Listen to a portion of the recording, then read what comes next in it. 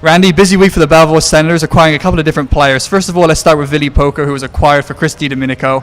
He's played a handful of games so far with Belleville. Just what do you think of him so far and what he presents for the future?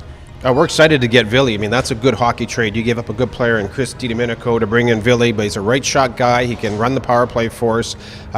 He's a guy that we thought was sort of buried in Chicago's system, so we reached out to Rockford. We made the deal, and we think he's going to help us quite a bit. You also acquired Nick Mutri and Eric Selick in minor league deals. Kind of what do those guys bring to the table here in Belleville for the last 20-odd games? Well, Nick's a young guy that's got a lot of upside. He can get around the ice. He's a big body.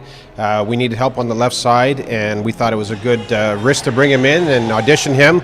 And Selick is a tough, hard-nosed guy, a local guy from just down the road, so he's the type of guy that we considered signing in the offseason. We were interested in him because of his leadership, his toughness, and we think both those are guys going to help us down the road.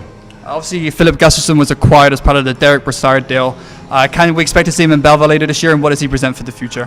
When we made the trade, I mean, that's a big asset when you give up Derek Brassard, but we got a first-round pick and brought in Gustafson, who's a goalie that we have in high regards. We did talk to him. He's playing in Luleå in the SHL. He is interested in coming over at the end of his season. He wants that we're going to talk. Pierre Grue, our goalie coach, is going to go over and see him, play some games, play some playoff games, and we might see him at the end of the year, and then we'll make a decision on him and see how he does.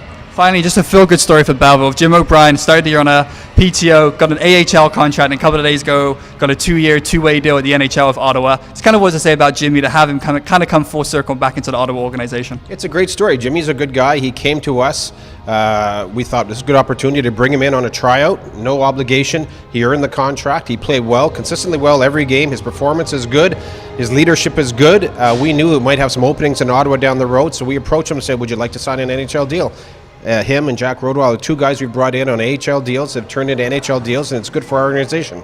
Great. Thanks, Randy. Always appreciate the time, as always. Great. Thank you.